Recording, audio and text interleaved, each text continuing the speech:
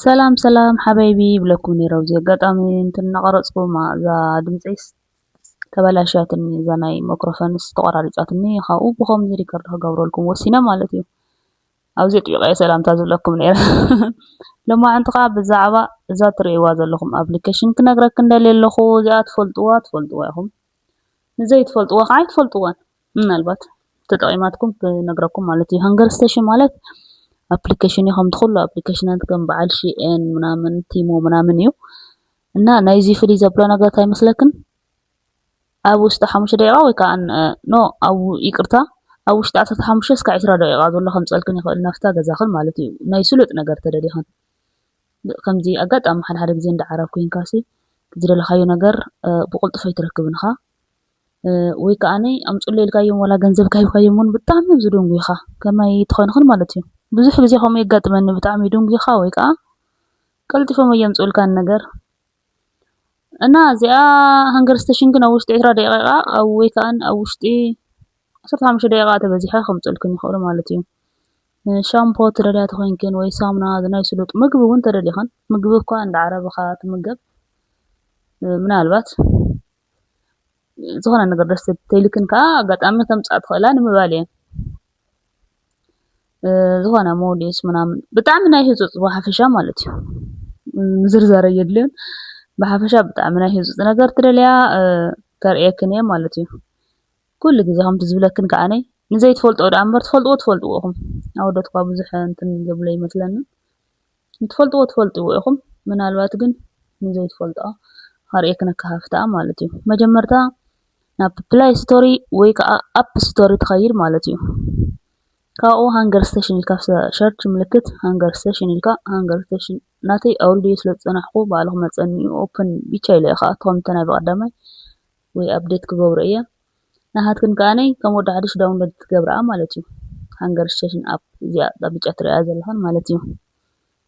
ቀፂልክን ባዕሉ ስልክ ቁጥሪ እቱ ዝልክ መፀክን እዩ ቀጥታ ስልክ ቁጥርኹን ተእትዋ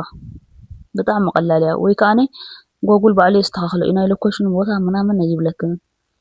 ስልክ ቁጥርኹን ብቻ ምእታው ሪኣ እንጀራት መፀክን ካው ኣብዚ ኣቲኽን ደስ ዝብለክን ነገራት ትእዝዛ ማለት እዩ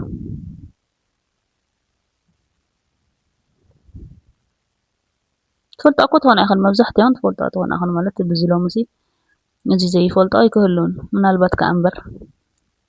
ኣብነት ሻምፖ ኢልክን ሸርች ትገብራ ሻምፖ ትመፀልክን ማለት እዩ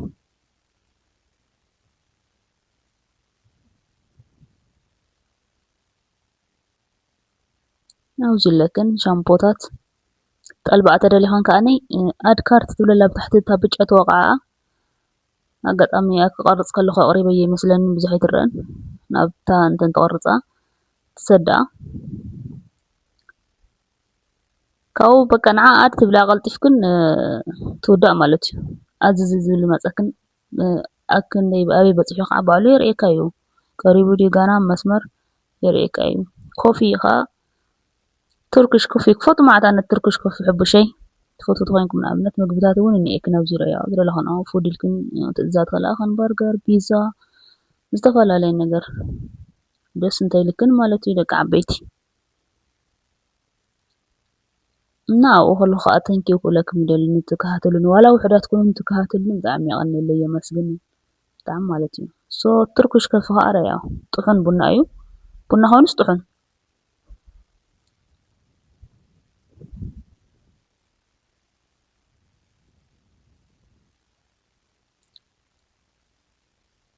ኣብዚ ለክን ማለት እዩ ኣነ እኳ ዞም ኣፕሊኬሽን እዚኦም ዞም ሃንገር ስቴሽን ኣሃፍቲሞ እዮም እንድያ ከመይ ተልክን ብጣዕሚ ዝፈቱ ቡና ትርኪ ብጣዕሚ ዝፈቱ በቃ ብዘይ ቡና ትርካ ክሰርሕ ኣይክእልን ንጎብርድ ኢለ ዝሰርሕ ዝሳኻይ ሰተኾ ይሰርሕን ሶ ኣብዚ ለክን ዝደለኹን ነገራት ትፈልጣት ኮይንክን ትፈልጣ ኢኽን ዘይትፈልጣት ኮይንክን ከዓ ከምዚ ኣገርክን ተጠቐማ ይብለክን ደቂ ዓበይቲ ቴንኪው ብሩኽ መዓልቲ ኣዝየ ዝፈተኩም ዝኽብረኩም ተኸታተልተይ ቻው ቻው